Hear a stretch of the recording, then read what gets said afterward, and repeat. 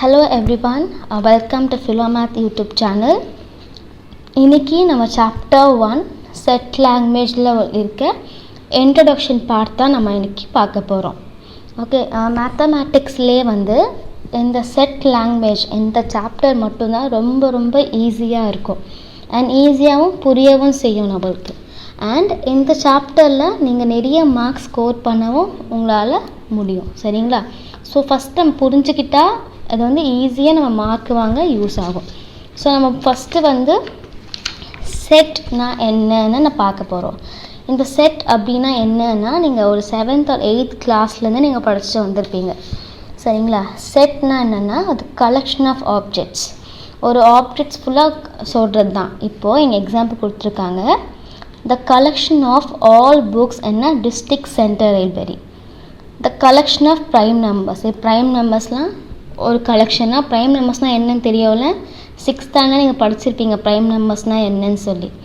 So a collection of prime numbers, the collection of natural numbers, collection of English alphabets. ஒரு கலெக்ஷனாக நம்ம சொல்கிற ஒரு குரூப்பாக நம்ம பேசுகிறோம் அப்படின்னா அது செட்டுன்னுவாங்க. சரிங்களா? ஸோ அதுக்கப்புறம் வந்து நம்ம இப்போது ஒரு சம் நொட்டேஷன்ஸ் பார்க்க போகிறோம். ஓகே, ஒரு செட்டுனா எப்படி எழுதுவோம், அதில் நம்ம என்னெல்லாம் இருக்குது அதுதான் நம்ம இப்போ பார்க்க போகிறோம். இப்போ ஃபார் எக்ஸாம்பிள் இங்கே கொடுத்துருக்க எக்ஸாம்பிள் நான் இங்கே எடுத்திருக்கேன். ஓகேவா? A is equal to curly braces 2 3 5 7. Okay, இதை வந்து ஒவ்வொன்றும் என்னென்னு தான் நம்ம இப்போ பார்க்க போகிறோம்.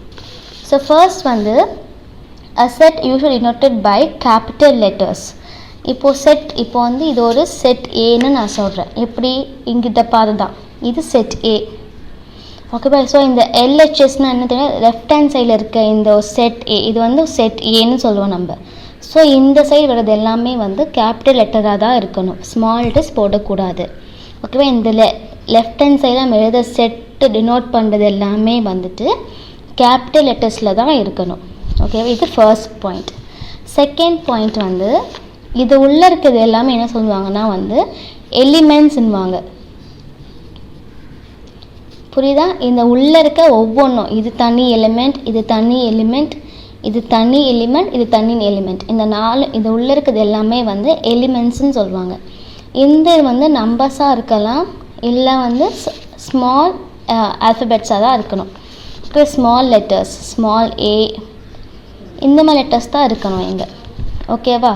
உள்ளக்க செட் வந்து denoted by small letters and the set will always denoted by capital letters.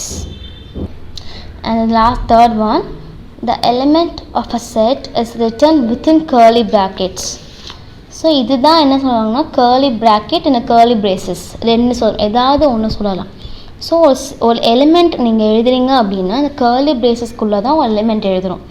ஓகேவா? இந்த curly braces போட்டுட்டு எலிமெண்ட்ஸ் எழுதி மறுபடியும் அதை க்ளோஸ் பண்ணும். அப்புறம் இந்த 3 முடிஞ்சதுக்கப்புறம் இப்போ belongs to not belongs to 2 வார்த்தை இருக்குது. இப்போது இதில் 2 3 5 7 இருக்குது. இப்போ 5 என்ற எலிமெண்ட் வந்து ஏல இருக்கா, 5 என்ற நம்பர் வந்து இந்த ஏல இருக்கா, இருக்குது. அப்போ என்ன எழுதணும்னா அந்த எலிமெண்ட்டை போட்டு பிலாங்ஸ் டுன்னு போடணும். இதுதான் பிலாங்ஸ் டுன்னு சொல்லுவாங்க. பிலாங்ஸ் டு எந்த செட்டு, ஏ செட். புரியுதா? இப்போ கொடுத்துருக்க எலிமெண்ட் வந்து இந்த செட்டில் இருக்கான்னா இருந்துச்சு அப்படின்னா பிலாங்ஸ் டு. இப்போ ஃபார் எக்ஸாம்பிள் 9 எலிமெண்ட் வந்து ஏல இருக்கா, 9 இங்கே இல்லவே இல்லை, so does not belongs to. அப்போ என்ன பண்ணணும், இதை போட்டு இப்படி அடிக்கணும். அடிச்சுட்டு இதுனா என்ன அர்த்தம் அப்படின்னா ஏ செட்டில் 9 இல்லைன்னு அர்த்தம். இந்த மாதிரி போட்டால் 5 வந்து ஏ செட்டில் இருக்குதுன்னு அர்த்தம். ஓகேவா? இந்த 5 திங்ஸ் நமக்கு தெரியணும். ஒரு செட்டுனா ஒரு எப்படி ரெப்ரசன்ட் பண்ணுவாங்க அப்படின்னா ஒரு 5 திங்ஸ் நமக்கு தெரியணும். ஃபர்ஸ்ட் திங் என்னது, செட். இந்த செட் நம்ம டினோட் பண்ணும்போது எப்போவுமே கேபிட்டல் லெட்டர்ஸில் தான் இருக்கணும். ஓகேவா? அண்ட் செகண்ட் ஒன் என்னென்னா உள்ள எலிமெண்ட்ஸ் வந்து ஸ்மால் லெட்டர்ஸில் தான் இருக்கணும், இல்லைன்னா நம்பர்ஸில் இருக்கலாம். ஓகே, ஸ்மால் லெட்டர்ஸில் தான் இருக்கணும். அண்ட் தேர்ட் ஒன் வந்து நம்ம எலிமெண்ட்ஸ் எழுதுகிறோம் அப்படின்னா அது வித்தின் curly braces எழுதணும், இல்லைன்னா curly brackets சொல்லுவாங்க, ரெண்டாக சொல்லுவாங்க. curly braces or curly brackets. இந்த curly bracesக்குள்ளே தான் இந்த எலிமெண்ட்ஸை நம்ம எழுதணும். அது வந்து தேர்ட் பாயிண்ட். ஃபோர்த் பாயிண்ட் வந்து இப்போ ஒரு எலிமெண்ட் வந்து இந்த செட்டில் இருக்குது அப்படின்னா பிலாங்ஸ் டு போடணும். இதுதான் சைன். இந்த சைன் மறக்கக்கூடாது. பிலாங்ஸ் டு சைன் போடணும். இப்போ இந்த எலிமெண்ட் அந்த செட்டில் இல்லை அப்படின்னா டசன்ட் பிலாங்ஸ் டு. ஸோ இந்த போட்டு அடிக்கணும். ஓகேவா? இதுதான் வந்து ஒரு செட்டை ரெப்ரசன்ட் பண்ணோன்னா இந்த 5 திங் நமக்கு தெரியணும். இப்போது ரெப்ரசன்டேஷன் ஆஃப் அ செட், நம்ம எப்படி ஒரு செட்டை வந்து ரெப்ரசன்ட் பண்ண போகிறோம் அப்படின்னு. இதில் மொத்தம் 3 இருக்குது. ரெப்ரசன்டேஷன் செட்டில் 3 இருக்குது. ஃபர்ஸ்ட் ஒன் வந்து டிஸ்கிரிப்டிவ் ஃபார்ம். அந்த செகண்ட் ஒன் வந்து set builder form or rule form. the third one roster form or tabular form. descriptive form வந்து நம்ம ஒரு வேர்டாக சொல்கிறது. Okay, a set as described in words. இப்போ நம்ம எக்ஸாம்பிள் நம்ம பார்த்தோம். செட் எக்ஸாம்பிள் என்ன பார்த்தோம்? a collection of natural numbers, a collection of prime numbers. அந்த மாதிரி வேர்டில் சொல்கிறது தான் வந்து descriptive form. இங்கே பாருங்க, a set of all vowels in English alphabets. ஆல்ஃபபெட்ஸில் இருக்க எல்லா vowelsம் ஒரு செட்டாக நான் எடுத்திருக்கேன். ஓகேவா? அந்த செட் வந்து செட் ஆஃப் vowelsனால் என்னென்ன இருக்குது? AEIOU. இந்த 5மே வந்து ஒரு செட்டாக நான் எடுத்திருக்கேன். செகண்ட் ஒன்னில் செட் ஆஃப் ஹோல் நம்பர்ஸ். இதுதான் இந்த மாதிரி எழுதுறது தான் என்னென்னா டிஸ்கிரிப்டிவ் ஃபார்ம். இப்போ ஒரு சம் கொடுத்துட்டு ரைட் இன் டிஸ்கிரிப்டிவ் ஃபார்ம்னு சொன்னாங்கன்னா நீங்கள் இந்த மாதிரி சென்டென்ஸில் எழுதணும். இதுதான் வந்து டிஸ்கிரிப்டிவ் ஃபார்மோட இது. செகண்ட் ஒன் வந்துட்டு set builder form or rule form. Set builder form or rule ஃபார்ம்னா என்னென்னா, இப்போ இங்கே பாருங்கள் எக்ஸாம்பிள் கொடுத்துருக்காங்க. இப்போது ரூல் ஃபார்ம்னாலே சம் ரூல் இருக்கணும். ஓகேவா? ரூல் வச்சு வர்றது தான் வந்து ரூல் ஃபார்ம்னுவாங்க. இப்போது A is equal to curly braces X. இப்போ இந்த கோலன், இது வந்து கோலன் சொல்லுவாங்க. இந்த கோலன் இங்கே எப்படி ரெப்ரசன்ட் ஆகும்னா such that. ஓகேவா? இப்படி இங்கே கோலன் கொடுத்தாங்க அப்படின்னா அது நம்ம என்ன சொன்னால் such thatன்னு சொல்லுவோம். ஓகேவா? ஸோ எக்ஸ் வந்து ஏல எலிமெண்ட்டு. ஆனால் இந்த எக்ஸ் என்னவாக இருக்கும்னா it's a oval in English alphabet. இந்த எக்ஸ் எப்படி இருக்கணும்னா இங்கிலீஷ் ஆல்ஃபபெட்டில் இருக்க வவல்ஸாக இருக்கணும். ஓகேவா? இப்போது A is equal to Xன்றாங்கல்ல, எக்ஸ் வந்து இங்கிலீஷ் ஆல்ஃபபெட்டில் இருக்க வவல்ஸாக இருக்கணும்னா அப்போ எக்ஸ் என்னவாக இருக்கணும்? AEIOU அந்த வவல்ஸில் மாதிரி வரணும். இப்போ ஒரு நம்பரை நான் கொடுத்துட்டு இந்த நம்பர் கண்டிப்பாக வவல்ஸாக தான் இருக்கணும் அப்படின்றாங்க. இப்போ இதுதான் நமக்கு கொடுத்துருக்க எக்ஸாம்பிளில். இப்போது x is equal to A1 எடுத்திருக்கேன் அப்படின்னா அப்போ இங்கே என்ன போடுவேன்? நான் எக்ஸ் பதில் A போடுவேன்னா இப்போ A வந்து ஓவலாக இல்லையா? ஆமாம். அப்போ A வந்து பிலாங்ஸ் டு A தான். இந்த A வந்து இந்த செட்டில் இருக்குது. இப்போ நான் B எடுக்கிறேன்னு வச்சுக்கோங்க. x is equal to Bன்னு எடுக்கிறேன். அப்போது எக்ஸ் இருக்க பேஸில் நான் என்ன போடுவேன்? B போடுவேன். B வந்து ஓவலாக இல்லை. அப்போ இது தப்பு. புரியுதா? இப்போது நான் ஒரு காமனான ஒரு ஆல்ஃபபெட் கொடுத்து இந்த ஆல்ஃபபெட் வந்து ஒவ்வொருளாக இருக்கலாம், நம்பராக இருக்கலாம், இல்லை கான்சனன்ஸாக இருக்கலாம். அந்த மாதிரி நான் பர்டிகுலராக சம் கண்டிஷனோடு கொடுத்தேன், சம் ரூலோடு கொடுத்தேன் அப்படின்னா அதுதான் வந்து set builder form or rule form. புரியுதா? ஒரு செட்டு கொடுத்துருப்பாங்க, பட் அதில் சம் ரூல்ஸ் இருக்கும். ஓகேவா? இப்போ இங்கே பாருங்கள், எக்ஸ் இருக்குது. X is a whole number. ஓகேவா? ஹோல் நம்பர் இருக்குது. ஸோ அந்த இப்போ எக்ஸ் வந்து கண்டிப்பாக ஹோல் நம்பராக தான் இருக்கும். இப்போ திடீர்னு அந்த எக்ஸ் இருக்க பேஸில் வந்து நான் 1/2 எடுக்கிறேன்னு வச்சுக்கோங்க. இந்த 1/2 வந்து ஹோல் நம்பரா? இல்லை. ஸோ அப்போ இந்த 1/2 வந்து இந்த செட்டில் வராது. ஸோ சம் கண்டிஷன்ஸ் கொடுத்து நமக்கு ஒரு செட்டு கொடுத்தாங்க அப்படின்னா அது வந்து ரூல் ஃபார்ம். ஓகேவா? ஸோ இப்போதைக்கு நம்ம 2 பார்த்தோம். ஒன்று டிஸ்கிரிப்டிவ் பார்த்தோம், அண்ட் செகண்ட் ஒன் வந்து set builder form, rule form பார்த்தோம். இப்போ தேர்ட் ஒன் வந்து roster form or tabular form. Roster form வந்து ஒரு ஈஸி. ஓகேவா?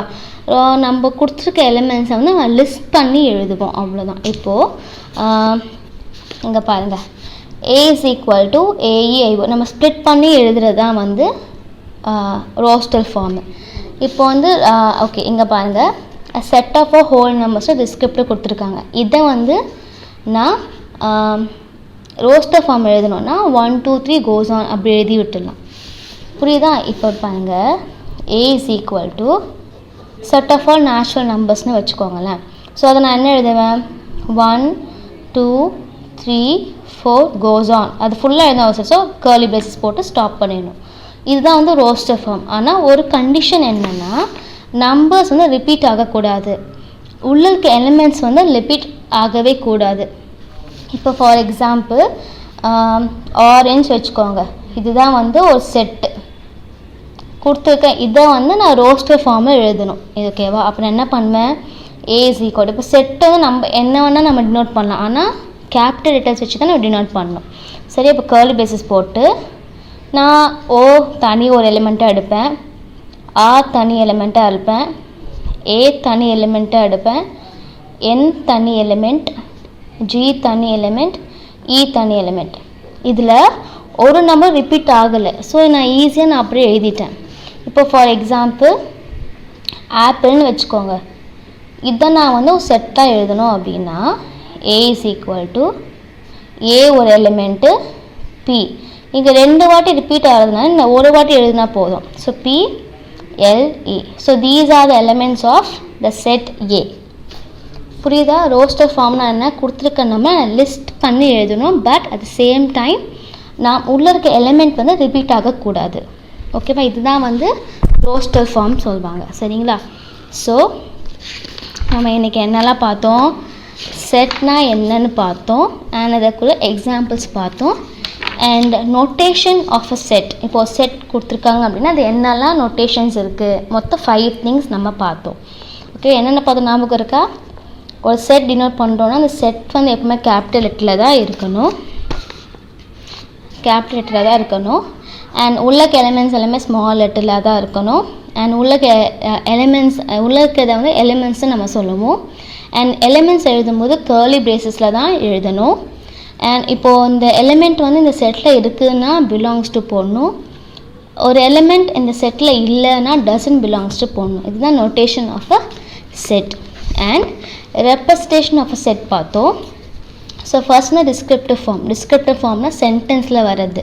ஓகே, சென்டென்ஸ் வச்சு போடுறது தான் வந்து descriptive form. Set builder form, rule ஃபார்ம்னா சம் ரூல்ஸ் இருக்கும். அதில் ஒரு செட்டில் ரூல்ஸ் இருந்துச்சு அப்படின்னா அது set builder form or rule form.